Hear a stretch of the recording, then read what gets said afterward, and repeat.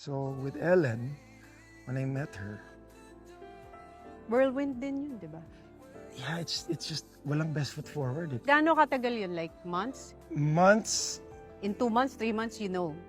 When yeah, you know, you know. yeah. Kasi hindi pa nga kami, hiniwalay na ako. Paano?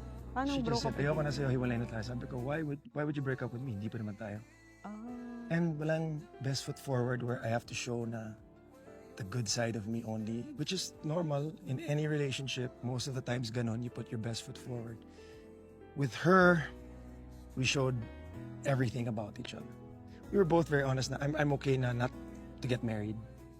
She's also the same. She has Elias, I have my son. And we're like, yeah, we're happy with our lives.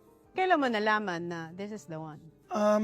I guess we had the talk about marriage and how, yun nga, like I said, na it's not really important for us. And the next day, I'm like, oh my God. Usually you talk about marriage and my brain would be like freaking out, scared Diba? na. Oh my God, wall. Diba? But with her, it's like, oh, I'm comfortable with this. Even though ang sinabi ko is okay na ako, kontento na ako, hindi magpakasal. And then I told her, I'm gonna marry you. She's Ah, like, sinabi mo "Really?" yun sa kanya? Yeah. Ah. And I proposed to her. So when I asked permission, I asked permission first from my son. He gave me the green light. He's like, yeah, I'm happy for you. Nung kinausap ko naman parents ko, my mom said, we love her, we like her, but why so fast?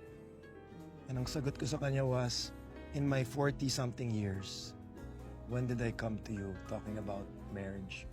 And she's like, good point. Okay. And yeah, the rest is history. And it's the best decision I've made in my life. Like, I'm really enjoying marriage. Advice ko nga sa mga bata is get married when you're in your 40s. Sa babae, I would say early 30s para magka-baby pa if you want to have a baby. Pero But sa for a guy, lalaki? tapusin mo lahat ng gusto mong gawin. Make sure may direksyon na buhay mo so that ma-enjoy mo ang marriage. Because it's hard when you jump into a marriage na you're still looking for food to feed yourself and then now you're responsible for another individual and then you go through those hard times, which I'm not saying is impossible, but it can make or break you, right? And in most cases in today's society, it breaks couples, right? There's so much temptation. So for me, you need to be really stable. Kumbaga, setting a strong foundation already. If you're 40 and you have no direction, then you have no right to get married. Because mag-aalaga ka pa ng isa pang tao. Or vice versa. So for me, the best advice talaga, 40s, you have direction, you're, sana naman, stable ka na sa income mo, may naipon ka na. 40 is not so old. And I'm going to be 47 this year. Diba? It's just a number. Yeah. What's the best thing about marriage for you? Everything.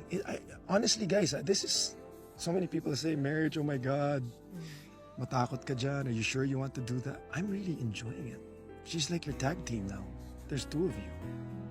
In everything that I do, she's super supportive. Even if like things that I get nervous about, even as a showbiz, she's there, you know? I find motivation in her, in the new things that I do. She's the one that convinced me na, go for it. You really like building, go for it. So parang meron ka ng best friend